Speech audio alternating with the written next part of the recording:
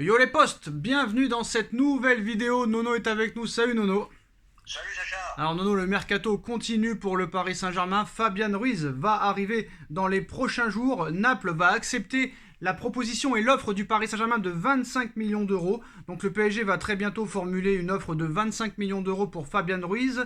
Naples va l'accepter. Donc ça devrait se finaliser dans les prochains jours. Accord total et accord contractuel aussi entre le PSG et Fabian Ruiz. Ce n'est plus qu'une question de détail entre le Paris Saint-Germain et le Napoli pour conclure le deal. Nono, un dernier avis, un dernier mot sur Fabian Ruiz au Paris Saint-Germain, qui pour moi, une très très bonne recrue, et je dis un grand oui pour Fabian Ruiz. Eh ben, au risque de me répéter, Sacha, je vais te dire, c'est le joueur qui nous manquait au milieu, au PSG, tout simplement.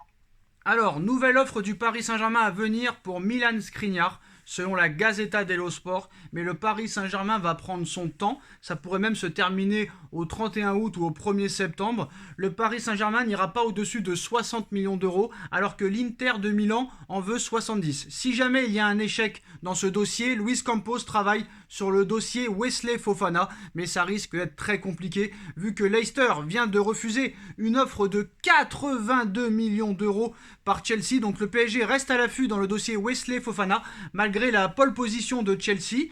Mais bon, si tu proposes pas plus de 60 pour Skriniar, ça m'étonnerait qu'ils aillent au-delà aussi de 60 pour Wesley Fofana, non? Je suis d'accord avec toi, mais première chose, restons sur Skriniar quand même, qui a montré beaucoup de choses, qui est encore jeune, 27 ans. Bon, Wesley Fofana, il a fait quoi? Qu'est-ce qu'il a fait, Wesley Fofana? 80 millions, ça veut plus rien dire, faut arrêter. En tout cas, Chelsea, au niveau de la défense centrale, ça balance le chéquier. Moi, Nono, j'ai une question à te poser. Entre l'Inter et le Paris Saint-Germain, qui va gagner? Est-ce que l'Inter est prêt à rester au prix demandé, c'est-à-dire 70, quitte à qu'il ne parte pas? Ou est-ce que le Paris Saint-Germain va augmenter son offre? Qui va gagner dans cette histoire? Eh ben, qui va gagner? Ça va être le PSG. C'est Campos qui va gagner. Il veut absolument Skriniar et je pense qu'il va l'avoir au prix en plus où il veut. On en reparlera plus tard. Rendez-vous dans quelques jours ou dans quelques semaines, les postos, il reste 3 semaines de mercato. Alors, en ce qui concerne les autres informations, Nono, Thilo Kehrer et Abdou Diallo intéressent West Ham. Ils font partie des pistes explorées par le club anglais qui veut recruter un renfort en défense. Est-ce que tu y crois très clairement à Thilo Kehrer et Abdou Diallo qui vont partir du PSG? Alors Diallo peut-être, mais Kehrer, j'y crois pas trop. Le Milan AC aussi est sur Abdou Diallo. Ça va être compliqué, mais pas impossible. J'espère pour eux que c'est des garçons intelligents. Il y a une Coupe du Monde qui approche. Ils sont sélectionnables les deux. Allez-y, jouez au ballon. Pensez un peu moins à l'oseille. Allez-y. Les négociations pour le départ d'Idrissa Gueye à Everton sont en phase finale, selon Fabrizio Romano. Le club anglais est optimiste sur ses chances de boucler le dossier. Un départ à 15 millions d'euros pourrait se projeter, donc se finaliser. 15 millions d'euros, Idrissa Gueye, Nono? Ça serait pas parfait pour les deux parties, pour le club et pour le joueur. Alors, Idrissa Gueye a dit non à une offre de Nottingham Forest qui lui proposait un contrat de 3 ans. Everton semble toujours tenir la corde, mais le joueur pourrait finalement, à la fin, rester au Paris Saint-Germain en cas d'échec des négociations. Mais bon, apparemment, ils sont en phase finale, donc c'est quand même une bonne nouvelle pour le Paris Saint-Germain. C'est bien pour Idrissa qui retourne dans sa maison. Il a fait des belles saisons à Everton et c'est pas mal comme deal pour lui. Et puis pareil pour lui, il y a une Coupe du Monde qui approche. Faut mieux jouer que de rester sur le banc. Alors Nono, le Napoli est prêt à prendre Keylor Navas en prêt et à lui donner plus de la moitié de son salaire. Il y a de très grandes chances que Keylor Navas quitte le Paris Saint-Germain en prêt, sans option d'achat apparemment. Je trouve que ce serait une grave erreur, parce que moi je n'ai pas confiance une seconde en Donnarumma. Pour moi, il faut 2 gros gardiens. Mais Navas, contrairement à d'autres joueurs, lui a envie de jouer. Donc Keylor Navas à Naples, est-ce que ce serait une grosse perte pour le Paris Saint-Germain? Moi je dis oui, très clairement. Moi je dis que ça serait surtout une grosse erreur. Imagine, il arrive un pépin à Donnarumma, tu te retrouves avec Rico en deuxième gardien. Bon, il est pas spécialement mauvais, mais c'est pas un gardien top. Et je vais répéter encore une fois, pour moi, Navas est supérieur à Donnarumma. Donc je pense que c'est la première erreur de Campos et de Galtier cette saison. Si bien sûr ça se finalise. Tout à fait. Alors on a vu que Messi a été placé en électron libre derrière Neymar et Mbappé. Donc Léo Messi se dit très à l'aise dans le système mis en place par Christophe Galtier. Et d'ailleurs, Nono, il y a des rumeurs depuis quelques jours qui nous explique que Messi pourrait retourner au Barça à la fin de son contrat au Paris Saint-Germain, que le Barça travaille dessus, qu'il pourrait lui proposer un contrat de 2 ans, et que c'est pour ça que Messi est aussi en forme, parce qu'il sait qu'il va revenir au Barça. Mais ça a été démenti par la presse, comme quoi, depuis le départ de Messi, il n'y a eu jamais aucune discussion avec le Barça, donc tu crois qui? Et est-ce que c'est vraiment la réelle raison pour laquelle Messi revient au top niveau, ou ce ne sont que des foutaises? Ben, ce ne sont que des foutaises. Les journaux espagnols, c'est de la merde. Messi avait besoin de s'acclimater. Il a été jeté comme une merde. La plus grande légende du club. L'un des plus grands joueurs de tous les temps. Et ça, je crois qu'il aura une rancune tenace. Donc, il va principalement se préoccuper de sa saison avec le PSG. Il veut tout gagner.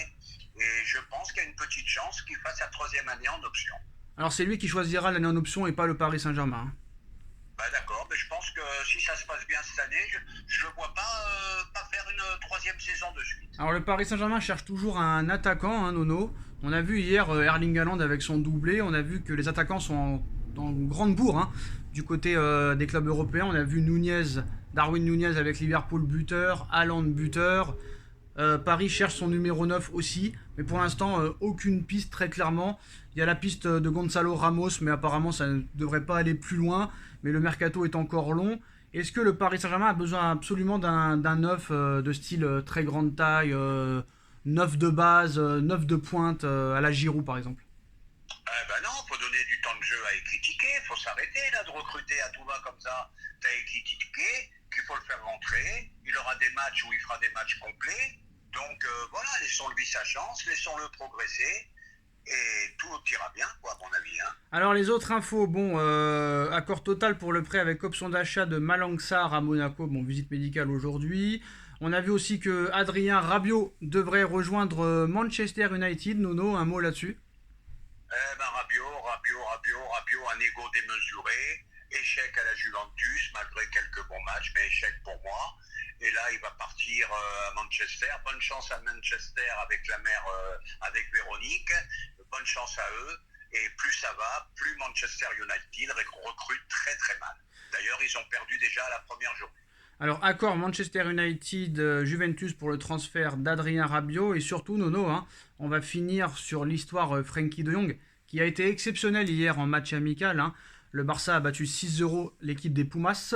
Donc le Barça menace Frenkie de Jong d'annuler son dernier contrat en raison de malversation. Si tel était le cas, de Jong repartirait sur la base de son ancien contrat. Il se coucherait alors sur 18 millions d'euros, paiement qu'il avait accepté de recevoir en différé. Alors là, franchement, c'est incroyable. Carrément, l'un des meilleurs joueurs qui est menacé par son propre club. Ah, ben je crois que ce club part complètement en couille.